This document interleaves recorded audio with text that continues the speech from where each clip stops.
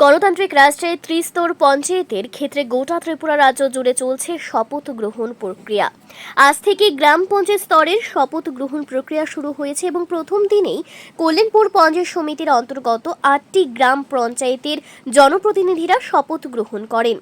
বন্যা পরবর্তী পরিস্থিতির কারণে ততটা জাঁকজমকপূর্ণভাবে শপথ গ্রহণ পর্ব সম্পন্ন না করা হলেও কল্যাণপুরের সবকটা গ্রাম পঞ্চায়েতে এই শপথ গ্রহণকে ঘিরে সাধারণ এলাকাবাসীদের মধ্যে উৎসাহের পরিমণ্ডল পরিলক্ষিত হয়।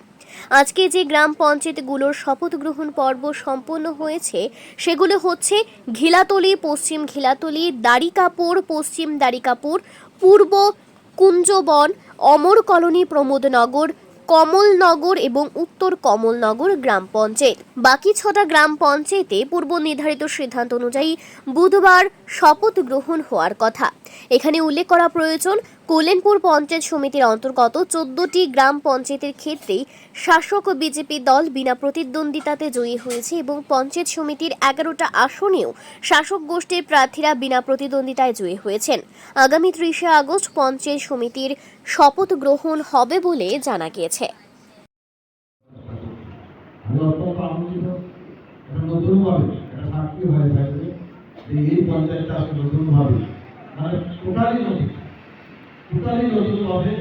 অমরকরণী পঞ্চায়েত নামে এই এলাকা যে নতুনভাবে কাজ করার একটা সুযোগ এবং প্রত্যেকটা মানুষ সেখানটায় তার অধিকার পাওয়ার জন্য তার কাছে পঞ্চায়েত আরো কাছে এসে করানো তা কিন্তু আজকে আমরা দৃষ্টান্ত হিসেবে প্রমাণ করতে যাচ্ছি। নতুন পঞ্চায়েত হওয়ার কারণে আমি আপনাদেরকে আপনাদের সহযোগিতার মাধ্যমে সেখানটা বিশেষ করে হওয়া সম্ভব হয়েছে এবং যার মূল ভূমিকা ছিল আমাদের সুবিধা প্রত্যন্ত মানে খুবই আসবে একটা পঞ্চায়েতকে আলাদা করতে হবে, অনেক কাজ আছে। সভাপতি নেতৃত্বে তারা সকলে বসে এই পূর্ব কল্যাণপুর পঞ্চায়েতকে ভাগ করে সেখানে প্রমুখনগর বাতাকা পঞ্চায়েত নামে নতুনভাবে তৈরি করা হয়েছে। এতে আমাদের লাভ হয়েছে, সেখানে ফান্ডিং নতুনভাবে আসছে, সেখানে প্রধান উপপ্রধান নতুনভাবে হবে।